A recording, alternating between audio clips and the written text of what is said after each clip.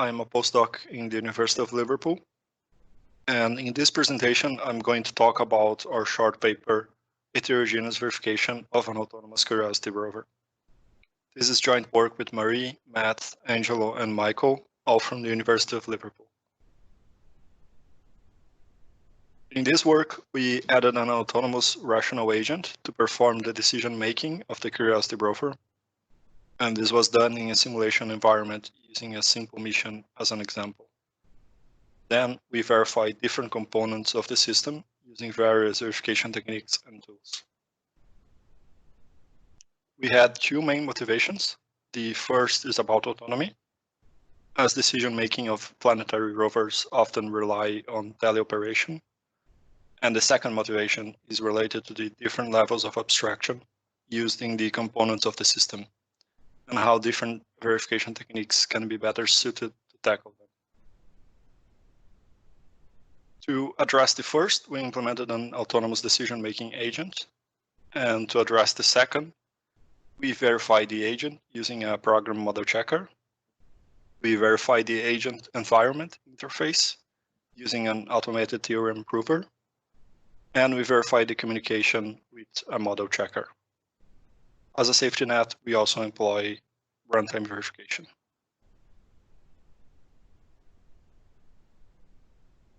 In our mission that we used as an example, we assume that the agent has access to a topological map of the area and that the rover has enough battery to perform the mission. These assumptions could be removed by adding other components that can deal with these things. So the mission starts with the deployment of the Curiosity to the origin waypoint. The three main control modules of the rover are initialized. This is the wheels, arm, and mast. And then the rover patrols three different waypoints in order.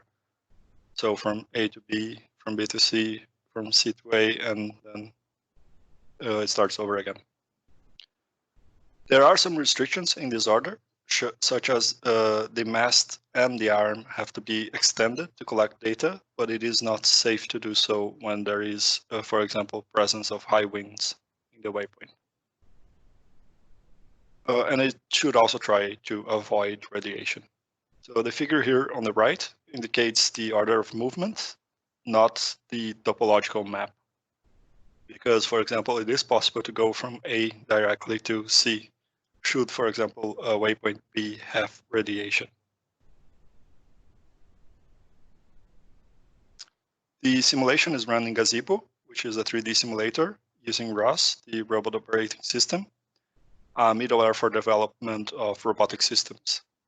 The initial code for the simulation, which includes the Gazebo model of the Curiosity and the Mars world, were obtained from a website called Deconstruct, which provides guides and tutorials on ROS. We have re-implemented the low-level control of the Curiosity from ROS services to ROS action libraries. Both can receive a request and then generate a reply. However, action libraries allow the client to cancel an action and also receive feedback about its execution, which is very important when we have an autonomous decision-making element in the system. This image shows the effectors of the Curiosity. Although it is a bit hard to read the names, it is just a list of the motors and the suspension system. But it can give a general idea of what is in the model of the Curiosity in this particular simulation. The three action libraries that we implemented include the wheels, with two different move actions, one for data reckoning control and the other for feedback control. The feedback control one uses the move-based library of ROS for path planning. And then we also have the arm and the mast, both with open and close actions. The mast open command makes it extend vertically, while the open command for the arm makes it extend horizontally.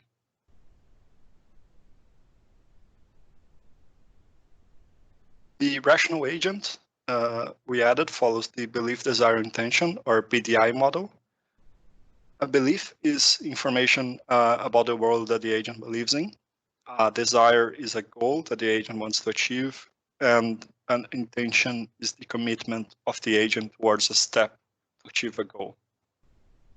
So agents using this model receive input from sensors that are treated and can result in the addition or removal or even update of a belief in the belief base. These operations then result in new events, which triggers the option generation function to update the desire base. A filter is used to process changes in these knowledge bases and to generate new intentions. Finally, one intention is selected to be executed, and this generates an action as an output. In particular, we use the Gwendolen agent programming language. Agent language in general provides smaller and more modular code than traditional object-oriented languages, making them good choices for programming the decision-making of robots. Another advantage is that the execution traces of the reasoning cycle of an agent can be easily accessed to provide some level of explainability. And specifically to the Gwendolen language, we can verify the agent program directly using a program model checker that is natively supported in the language. Here we have an overview of the system. The arrows indicate data flow between components.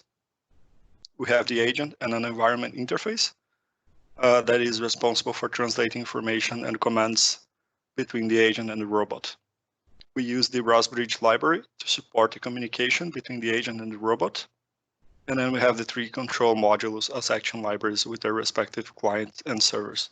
And finally, the three last nodes that are responsible for the simulation.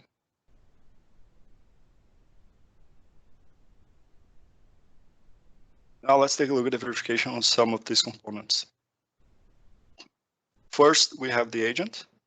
We use the agent Java Pathfinder to verify properties that are specified using linear time temporal logic with support for VDI terms. The square represents it is always the case. The diamond, it is eventually the case. The right arrow is implication, and then A is an action and B is a belief. So these three properties state that it is always the case that if the Rover agent executes the action move to waypoint, then eventually the Rover agent will have a belief that says that the rover is located in that particular waypoint. Daphne is a language developed by Microsoft with pre and post conditions, loop invariants, and variants. And these are used to define the model. The Z3 automated term improver validates the proofs written in Daphne.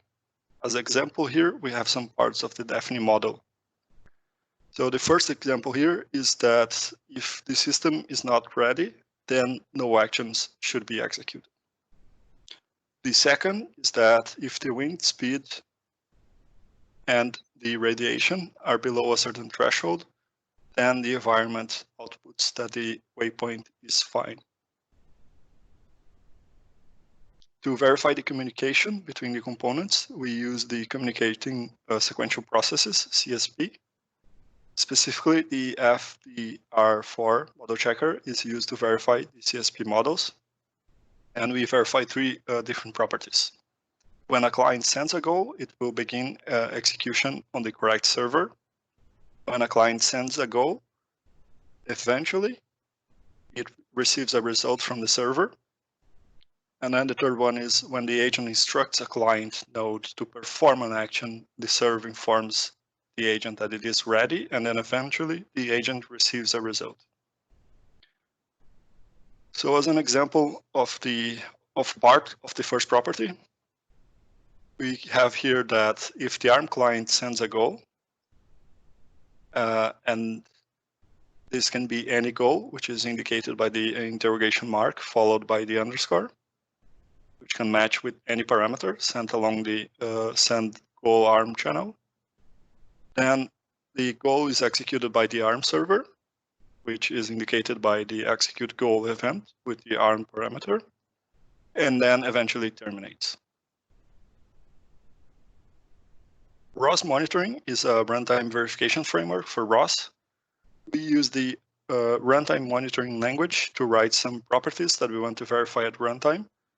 As an example, we create a monitor to check one of the constraints used in Daphne, in particular the one about wind speed and radiation that we saw a few slides back and is also here. And this is how the same property would look like in RML. To conclude, we believe it is important to verify each system component using a suitable technique rather than using only one technique for the entire system. And runtime verification can be used to improve the trustworthiness of the system, especially when guided by the other techniques that were used. As future work, we would like to improve the simulation and have more complex missions. We are also interested in investigating alternatives for the verification of each component. And finally, linking the results of heterogeneous techniques in a holistic framework so that they might inform one another, can further improve the confidence in the verification process. Now I would like to show you 2 videos so you can have a better idea of what the simulation looks like. In these videos, we are showing the runtime verification approach. Specifically, the property we are verifying is that the speed of a turn movement, so for example, left or right, should not be greater than a certain value. Otherwise, the curiosity may flip over due to the terrain and the gravity. It is also important to note that these videos were sped up for this presentation. In this first video, we have a monitor that filters messages that violate this property. The agent then receives this feedback and sends another message that complies with the property. Here we can see the 2 messages. The first has a speed of 100, and the second has a speed of 10. And we can see that the first message is not propagated, while the second is considered consistent and republished. The top right over here, we can see the terminal with the agent output. We can see that it receives the error from the monitor and then sends another message with the turn right action. The actions that are sent are shown in red.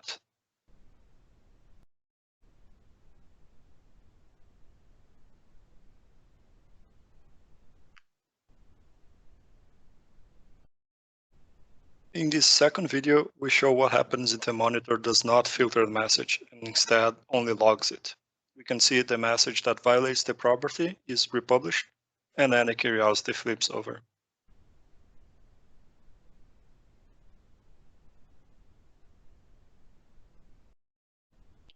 So thank you for your attention, and if you're interested, you can find our source code online using the link on this slide.